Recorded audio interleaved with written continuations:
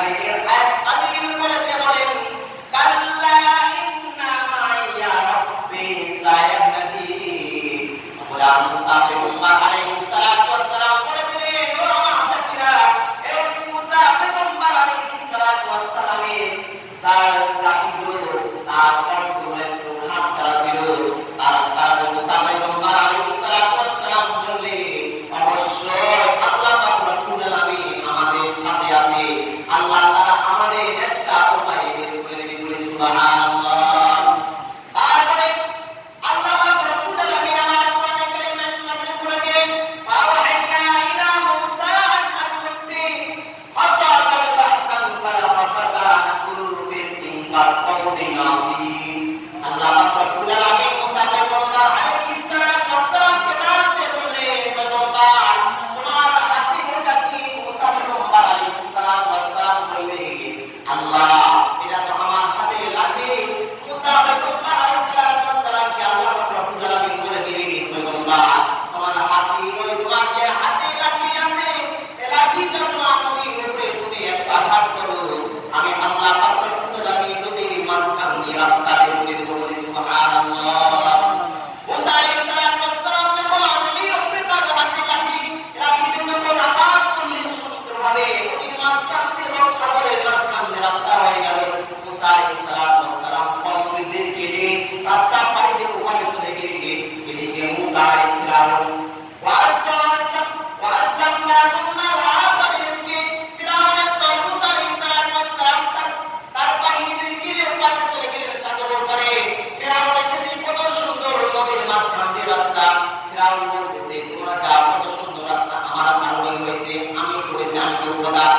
তার বাহিনী বলছে, বড় বড় নেতাদেরকে বলছে তোমরা যাও।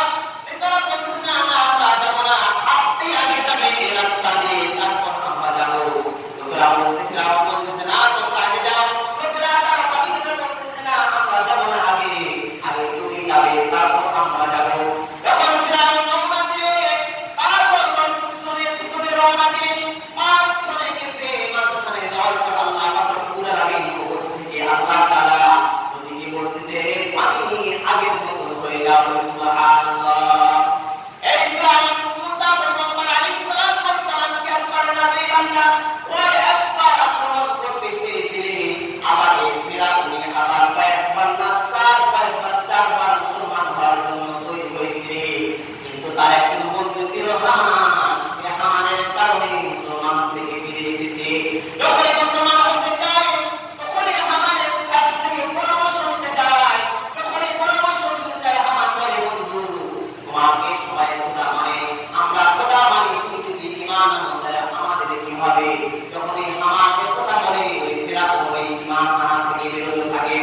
কথা বলছিলাম, তারপরে ফিরাউন পানিতে ডুবে ডুবায় আল্লাহ পাক রব্বুল আলামিন তাদেরকে আল্লাহ তাআলা পৃথিবী থেকে বিদায় করেছে। যখন ফিরাউনের দরবার যখন পানিতে হাবুডুবু খায়, তখন ফিরাউন বলে, আল্লাহ যখন আমার মুসা আলাইহিস সালাতু ওয়াস সালাম যে খোদাকে মানে, আমিও সত্যি খোদাকে মানি।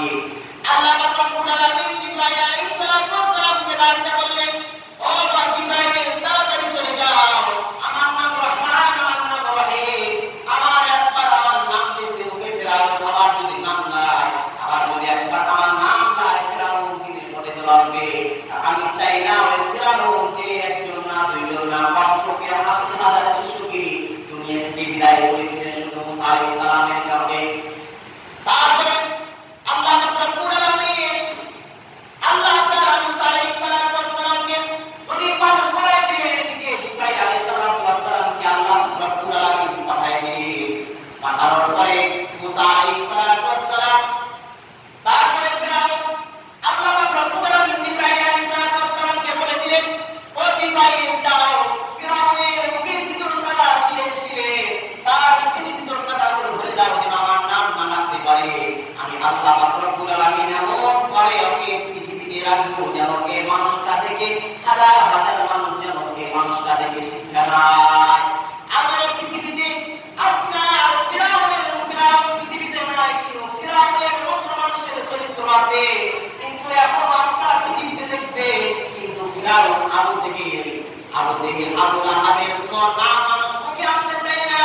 কারো সন্তান ইসরায়েলের সন্তানগুলোকে ফিরাউন, আবু জেহেল, আবু লাহাব নাম রাখতে চায় না, কিন্তু এরকম চরিত্র পৃথিবীতে এখনো মানুষ পৃথিবীতে আছে, এখনো পৃথিবীতে আছে। মুসলমান